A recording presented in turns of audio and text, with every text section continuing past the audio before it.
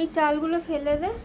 চালগুলো ফেলে দেবো, দিয়ে কি দানাগুলো দেবো? হ্যাঁ। কেন, চাল তো খাচ্ছে না রে। কেমন হয়ে গেছে বৃষ্টির জলে। শালিক পাখি তো খাচ্ছে, শালিকে খায় এগুলো। দেখুন আমার বইয়ের কাণ্ড।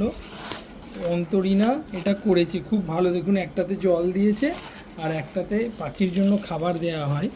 তো এটা ও অনলাইন থেকে কিনেছিলিস তো, অনলাইন থেকে কিনেছে।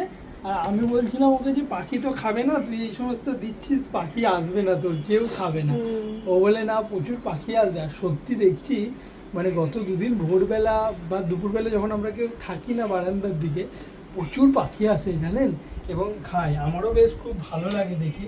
তো ওই জন্য ও বললো নাকি চাল খাচ্ছে না, আমার বললো এই পাখির যে দানা সেগুলো কিনে আনতে। রীতিমতো বায়না করে এই দুটো কিনলো অনলাইন থেকে। তারপরে এই যে খাবার, আর এখন চেঞ্জ করে দিচ্ছি।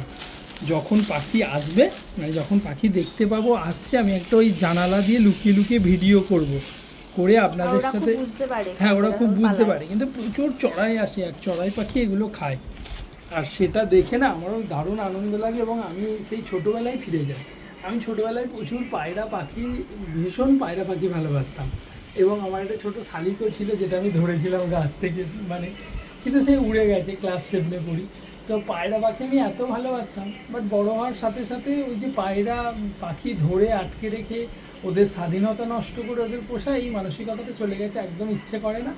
তো যখন এখানে খুঁজে পায়, ওরা যখন আনন্দ করে খায়, দেখুন ডাকছে কত পাখি আছে এখানে, যখন ওরা আনন্দ করে খায় সত্যি একটা আলাদা অনুভূতি হয়।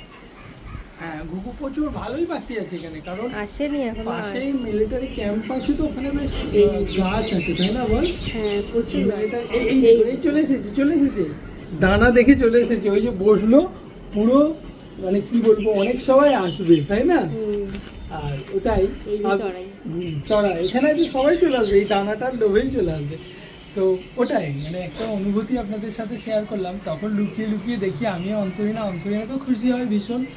তো কোথাও আমারও সেই ছোটবেলা মনে পড়ে, প্লাস আমারও ভালো লাগে। ঠিক আছে, এখন খাক। হ্যাঁ, চলুন আমরা চলে যাই। কেমন লাগলো ভিডিওটা অবশ্যই জানাবেন।